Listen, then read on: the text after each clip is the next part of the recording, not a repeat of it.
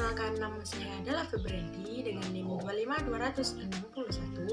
Baiklah, di video kali ini saya akan membahas materi tentang struktur dan fungsi CPU.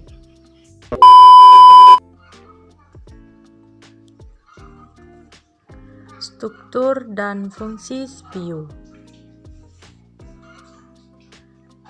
Pertama, kita harus mengetahui pengertian dari CPU tersebut. CPU merupakan komponen terpenting dari sistem komputer. CPU adalah komponen pengolah data berdasarkan instruksi-instruksi yang diberikan kepadanya.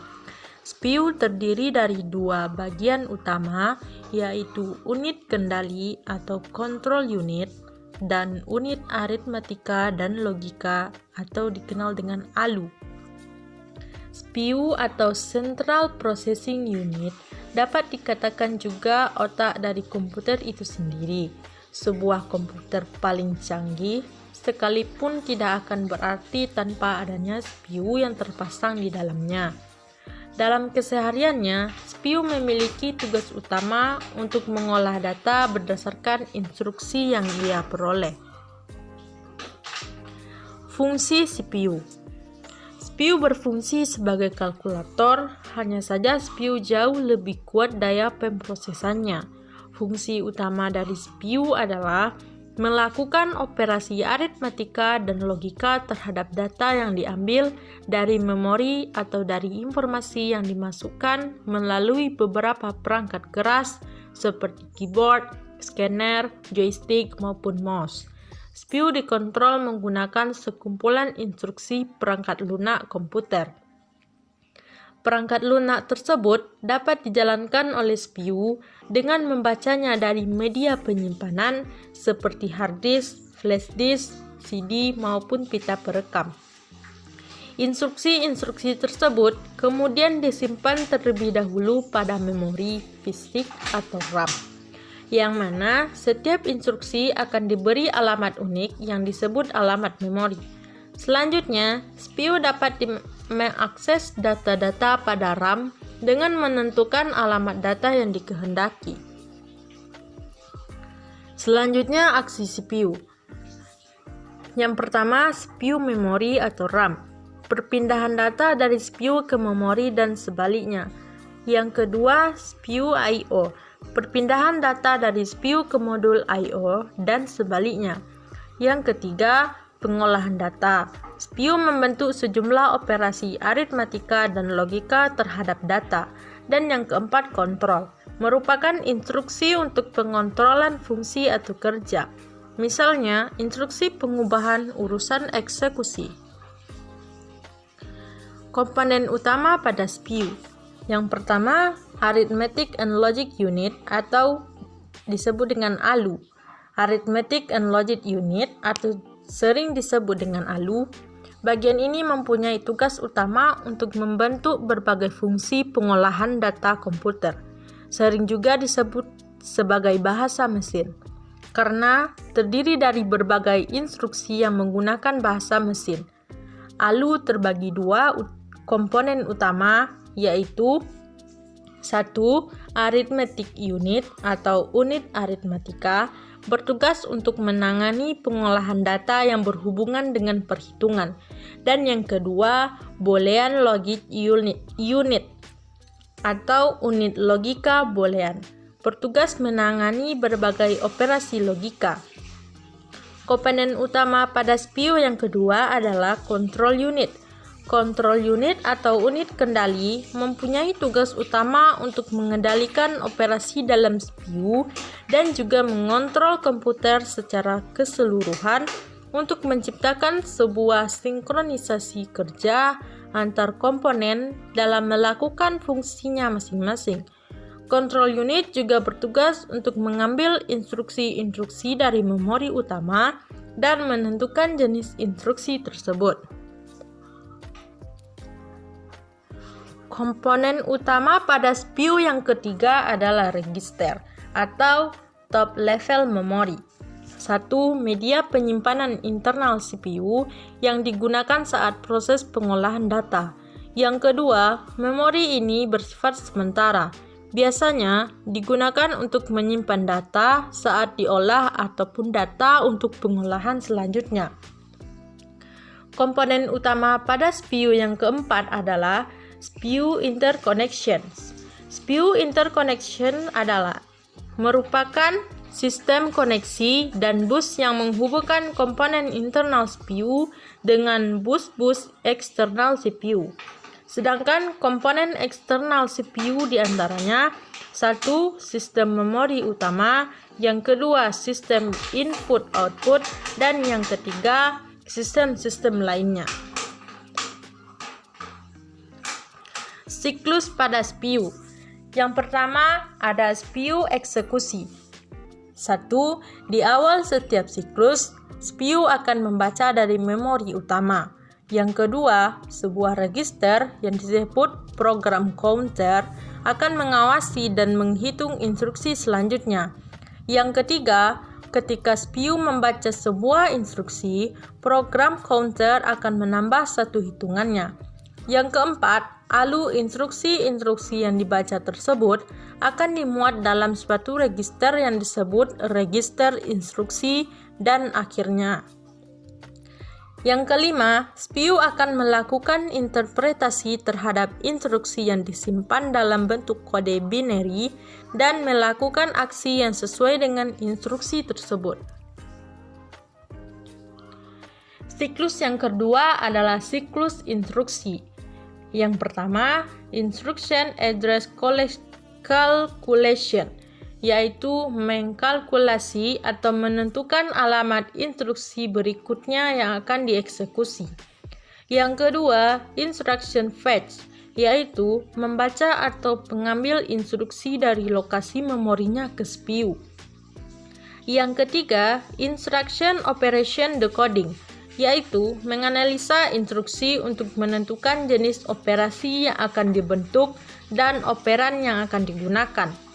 Yang keempat, operand address calculation, yaitu menentukan alamat operan. Hal ini dilakukan apabila melibatkan referensi operan pada memori. Yang kelima, operand fetch adalah mengambil operan dari memori atau dari modul I/O. Yang keenam, data operation, yaitu membentuk operasi yang diperintahkan dalam instruksi. Yang ketujuh, operand store, yaitu menyimpan hasil eksekusi ke dalam memori. Fungsi interrupt. Fungsi interrupt adalah mekanisme penghentian atau pengalihan pengolahan instruksi dalam CPU kepada rutin interpusi. Hampir semua modul memiliki mekanisme yang dapat menginterupsi kerja CPU. Tujuan interupsi secara umum adalah untuk manajemen pengeksekusian rutin instruksi agar efektif dan efisien antar CPU dan modul-modul I/O maupun memori. Macam-macam kelas interupsi yaitu yang pertama program, yaitu interupsi yang dibangkitkan dengan beberapa kondisi yang terjadi pada hasil eksekusi program. Yang kedua adalah timer. Timer adalah interupsi yang dibangkitkan pewaktuan dalam prosesor. Yang ketiga, I/O sinyal interupsi yang dibangkitkan oleh modul I/O sehubungan pemberitahuan kondisi error dan penyesuaian suatu operasi. Yang keempat, hardware failure, yaitu interupsi yang dibangkitkan oleh kegagalan daya atau kesalahan retas memori. Tujuan interupsi. Yang pertama, secara umum untuk manajemen pengeksekusian rutin instruksi agar efektif dan efisien antar CPU dan modul-modul I/O maupun memori. Yang kedua, setiap komponen komputer dapat menjalankan tugasnya secara bersamaan, tetapi kendali terletak pada CPU. Di samping itu, kecepatan eksekusi masing-masing modul berbeda. Yang ketiga, dapat sebagai sinkronisasi kerja antar modul. Proses interupsi. Yang pertama, dengan adanya mekanisme interupsi, proses dapat dilakukan untuk mengeksekusi instruksi-instruksi lain. Yang kedua, saat suatu modul telah selesai menjalankan tugasnya dan siap menerima tugas berikutnya, maka modul ini akan mengirimkan permintaan interupsi ke prosesor. Yang ketiga, kemudian prosesor akan menghentikan eksekusi yang dijalankannya untuk menghandle rutin interupsi. Yang keempat, setelah program interupsi selesai, maka prosesor akan melanjutkan eksekusi programnya. Yang kelima, saat sinyal interupsi diterima prosesor ada dua kemungkinan tindakan, yaitu interupsi diterima atau ditolak dan interupsi ditolak.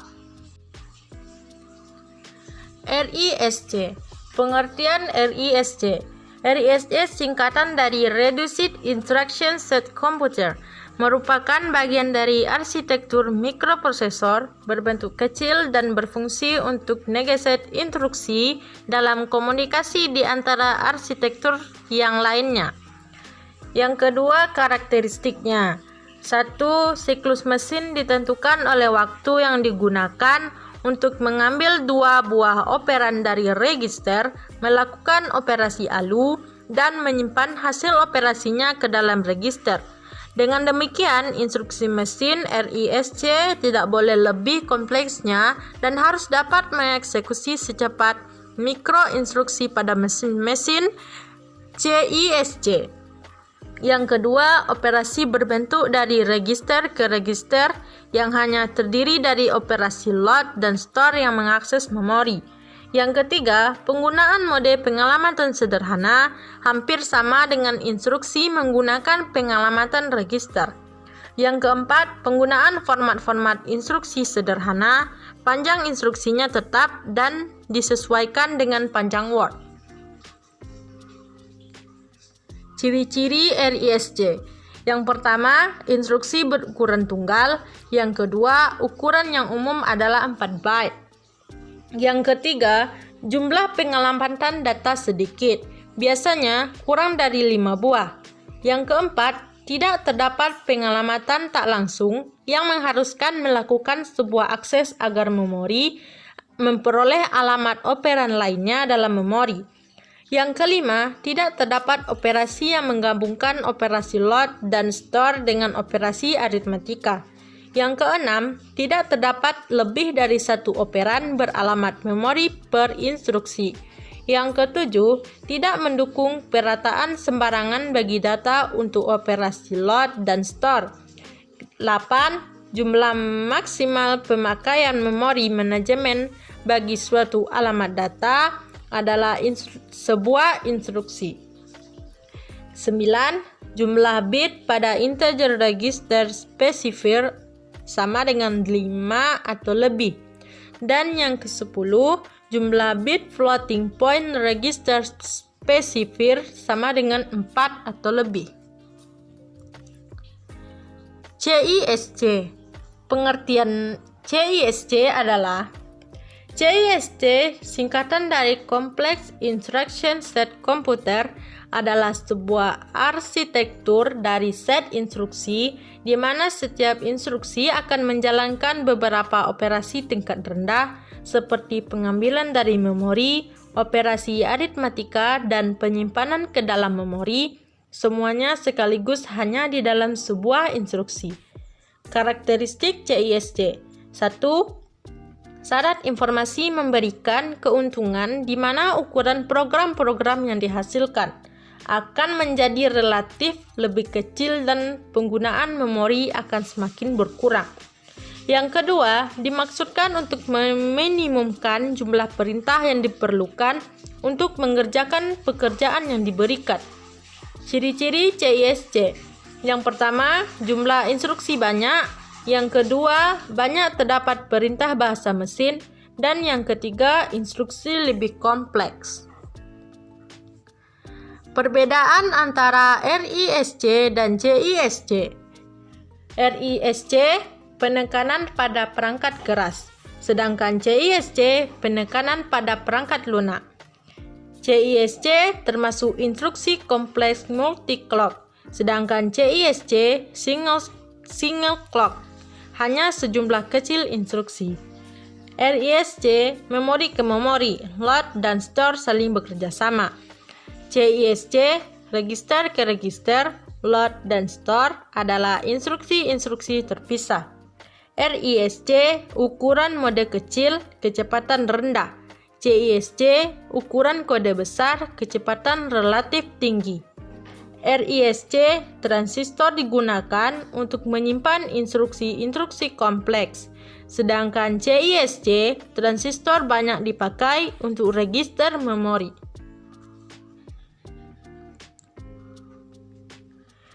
Baiklah, hanya sekian yang dapat saya sampaikan pada video kali ini. Saya sudahi dengan wassalamualaikum warahmatullahi wabarakatuh.